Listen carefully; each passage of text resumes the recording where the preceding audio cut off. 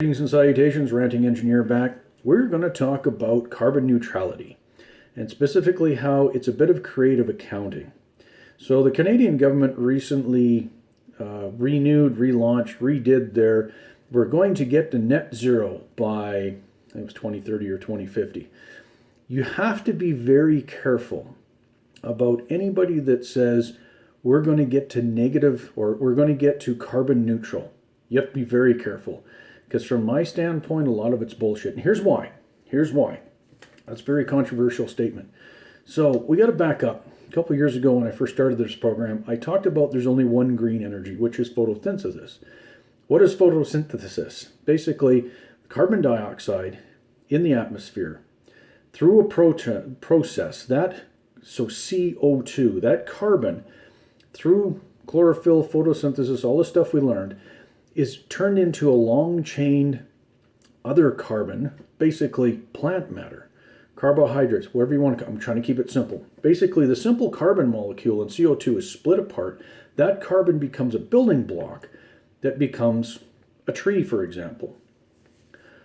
It takes a lot of carbon out of the atmosphere to make a tree, right? So photosynthesis is using energy to make that conversion, i.e. sunlight. So it's basically nature's perfect conversion program, but it uses energy, uses sunlight. It's not energy less, but it is green because the nature does that reaction. That's very important because we're taking the carbon from a CO2 and we're essentially capturing it in a different form. That's important, okay? So if you want to reach carbon neutrality as a person, you better stop breathing. Pardon me, in the 2 minutes that I've been doing this video, you've been breathing. So just from a standpoint of a CO2 envelope as you as a person, you are carbon positive. You take in oxygen, process inside your body, you expel CO2. You are not carbon neutral, period. Can't do anything about it. However, that carbon you expel in the atmosphere is picked up by plant matter as it grows, captures it and converts it into, we'll call it just a solid carbon, wood carbon, fiber carbon, something like that. So we're not carbon neutral as a person. Add in vehicles, coal-fired plants, all this other stuff. The carbon is released. Now people talk about, we'll find ways to capture it. Photosynthesis takes energy. So the CO2 that comes off of a cement plant, and I bitched about the cement plant out in Quebec that got put in when it shouldn't have. Huge release of CO2. You build a dam, huge release of CO2. You make a wind turbine, you release CO2. You make solar panels for the arc furnaces in the mining, you release CO2. Getting the point here? So how do you get to carbon neutral? One of the arguments is, okay, I spend a whole bunch of CO2 here, but over the next 20 years I'm not producing CO2, therefore when I relate my math back to it over that time, I'm carbon neutral. No, you're not. Okay? So the people that buy into electric cars, and yes, I want to pick on some of you people because you really get on your high horse. I still have to create a bundle of CO2 to fabricate just the car. Everybody focuses on the battery. Let's just talk the car. Whether it be plastic, metal, you have to create a certain amount of CO2 because you've got to put energy and resources into it. So there's an envelope. That has been created. It is out there in the atmosphere. Doesn't matter if you run 20 years and you don't have CO2 off that tailpipe. Okay? To add in an extra layer, let's assume the electricity for that electric car comes from a dam. And Site C is very controversial. But people want to do more green. You're going to have dams. I'm sorry. That's the way of the future. Get ready for it. However, my point is, we take Site C as an example. So your new electric car, which has no CO2 off the tailpipe, but CO2 is generated to make the car, the components of the car which you drive. We've now had to use just a shit ton of CO2 or burn up a lot of CO2 just in the materials to make the dam, never mind the moving of materials around to create the dam. There's a massive amount of CO2 that was made. Some of the arguments are, well, for the next 50, 100 years, we're not making CO2, or you're making small amounts of CO2 with maintenance.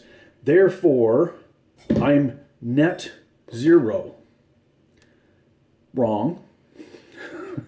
The CO2, if there wasn't plant matter around, the CO2 is still expended. It is still in the atmosphere. Got that? So this whole carbon neutral thing is creative accounting. They start with something, they assume something. It's the same like carbon credits. I'm just paying money to somebody to still make pollution, but I paid money to somebody for that ability. It still doesn't impact CO2. Starting to figure this out now? So carbon neutrality is very difficult to attain. Really difficult to attain. They talk about carbon capture. Okay, we've got the CO2 coming off of a plant. Let's capture it. It takes energy. You can't just magically pull CO2 out of the atmosphere. CO2 is usually with other stuff. So you have to spend energy to clean the gas first. Then you got to compress it. Usually you put it in dense phase. So that takes more energy. You got to transport it somewhere. You got to dispose of it. You got to do things with it. So you spend more energy capturing CO2 also, which relates to creating CO2. Why? Where does that power come from? Even if I use green energies, at some point I've created a CO2 amount of CO2 generating the green energy. You understand how this works? No matter what we do, we are creating CO2. It's in the atmosphere. I can do all the creative math to say, yeah, I haven't spent CO2 20 years, but I've still created a bulk of CO2. How do I get rid of it? Only one way, and that's through plant life. That's it. So if you look at Canada, we are covered in a lot of trees that are still growing. Okay, so it's not an easy calculation. People have done it. I'm not going to go into it. I probably could. I might, just because I'm that type of person with math. We've got all these trees in Canada, which right now are taking in CO2 and growing and capturing that carbon. There's been a lot of claims made, and I think they're true. Again, I'll have to go into it, that we're actually carbon neutral now. Okay, I'm not saying we shouldn't do better. We should use less energy in general. We've heard the rants for the last 2 years on this channel. We as people need to use less. We just consume too much. Okay, but if we're going to offset CO2, the only way you do it is planting trees. Now here's something interesting. Would you believe the planet has gotten greener over the last handful of years? You're like, pardon? Yep, there is a report by NASA showing that the two countries that have done well is actually India and China are more greener. They've been basically been reforesting what they're doing. Does it offset what's going on in Indonesia and Brazil? Probably not, because they're ripping down trees like you wouldn't believe. But the point is this. The only plan that truly removes CO2 generated by any technology, by vehicles, by mining, by solar power, by the CO2 that's generated building a dam, CO2 generating a nuclear power plant, that exists. You cannot get rid of it unless you capture it somehow in a form like plant life. So what we need to be doing is planting a shitload of trees and leaving them to grow. The other side of it is a lot of the CO2 in the atmosphere is actually generated by decaying vegetation. I covered this in a previous video. Again, it's talking about you take averages, but it's growing plant life that captures CO2. But plant life that is dying can actually release CO2. So there's a certain balance in there. Things like you take the wood and you burn it. Well, now the CO2, the carbon that had been captured inside that wood is now released back to the atmosphere. See, there's a bit of a cycle here. The point is, we need more trees, we need more vegetation. We need more vegetation that we don't consume, because as soon as we consume it, we respirate. You understand? There's a complete cycle here. So be very, very wary of when somebody touts, we are going to get to net zero. If their plan, and the government said they're going to plant 2 million trees, you know what? Why hasn't it happened? Because, well, in my opinion, I don't have a high opinion of Liberal government, as you know. They just can't enact it, okay? But it is the right plan, so get on it. Figure it out. I mean, McKenna's sounds like she can't account for a whole bunch of infrastructure. Throw that in infrastructure and start planting trees, okay? That, from a scientific standpoint, makes perfect sense. It doesn't mean we plant more trees, we should pollute more. But from the standpoint of CO2 in the atmosphere that has been released, that we capture, okay? Yes, we can capture in other ways. We can dispose of it. Again, that still takes energy.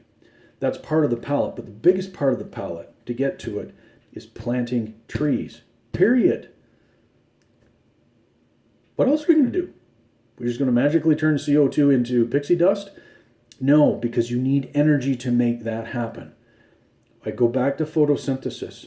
It still uses energy, i.e. sunlight, through photosynthesis to do that. Any amount of carbon capture is going to require energy, which in our world, energy for energy, is you're using energy here to solve a problem here. But when you're using energy, it's creating more CO2. Get it? So be very wary. Think about when we talk about carbon neutrality or carbon footprint neutral, those are some loaded terms. And start challenging people, what is their basis of math? If it doesn't involve planting trees, I'm sorry, I'll have a hard time making that legitimate. And somebody can stand in front of me and argue that point. So far, I haven't had any GHG specialist that tells me elsewise. They agree you have to capture the carbon in a specific way through plant life or through disposal. Have a good one.